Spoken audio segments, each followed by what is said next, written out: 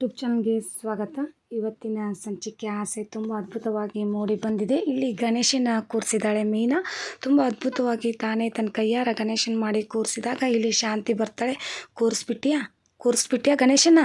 ಹಾಂ, ಒಂದು ಹೂವಿಲ್ಲ, ಒಂದು ಹಣ್ಣಿಲ್ಲ, ಒಂದೇನೂ ಇಲ್ಲ, ಕೈ ತೋರಿಸಿ ಅವಲಕ್ಷಣ ಮಾಡಿಸ್ಬಿಟ್ಟಲ್ಲೇ ನೀನು ಅಂತ ಬೈತಿರ್ತಾರೆ.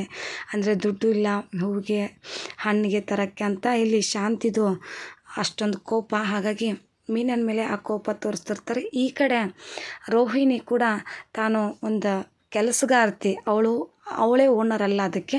ಹಾಗಾಗಿ ಅವಳು ಮೇಡಮ್ ಪ್ಲೀಸ್ ಮೇಡಮ್ ಕಳಿಸ್ಕೊಡ್ತೀನಿ ಮೇಡಮ್, ಆದಷ್ಟು ಬೇಗ ಕಳಿಸ್ಕೊಡ್ತೀನಿ ಮೇಡಮ್, ಸಾರಿ ಮೇಡಮ್ ಅಂತ ರಿಕ್ವೆಸ್ಟ್ ಮಾಡ್ಕೊತಿರ್ತಾರೆ. ಅದನ್ನ ನೋಡಿದಂಥ ಶಾಂತಿ ಓಡೋಡಿ ಬರ್ತಾಳೆ. ಯಾಕಮ್ಮ, ಯಾರಿಗಮ್ಮ ನೀನು ಪ್ಲೀಸು ಸಾರಿ ಅಂತ ಕೇಳಬೇಕು ಅಂತ ಹೇಳ್ತಾರೆ.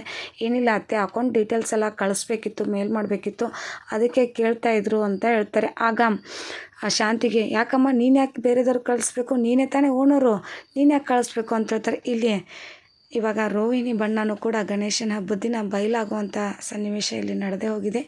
ಈ ಎಪಿಸೋಡ್ ವಿಡಿಯೋ ನಿಮಗೂ ಕೂಡ ಇಷ್ಟವಾದಲ್ಲಿ ಪ್ಲೀಸ್ ಲೈಕ್ ಮಾಡಿ, ಸಬ್ಸ್ಕ್ರೈಬ್ ಮಾಡಿ. ಹಾಗೆ ಮೀನಾ ಮತ್ತು ಪೂಜೆ ಮಾಡಿದಾಳೆಲ್ಲ, ಇದಕ್ಕೆ ಹಣ್ಣು ಆಮೇಲೆ ಹೂವಿಗೆ ಯಾವ ರೀತಿ ವ್ಯವಸ್ಥೆ ಮಾಡ್ತಾರೆ ನೋಡಬೇಕು. ಯಾಕಂದರೆ ಈಗ ಸೂರ್ಯ ಬೇರೆ ದುಡಿತಿದ್ದಾರೆ, ಅದೇ ಅಮೌಂಟಿನಿಂದ ಏನಾದರೂ ಸಹಾಯ ಮಾಡ್ತಾರಾ, ಮೀನನಿಗೆ ತಂದುಬಿಟ್ಟು ಕೊಡ್ತಾರಾ ಅನ್ನೋದನ್ನು ಕುತೂಹಲಕಾರಿ ಸಂಚಿಕೆಯಾಗಿ ಮೂಡಿ ಬರಲಿದೆ ನಾಳಿನ ಸಂಚಿಕೆ.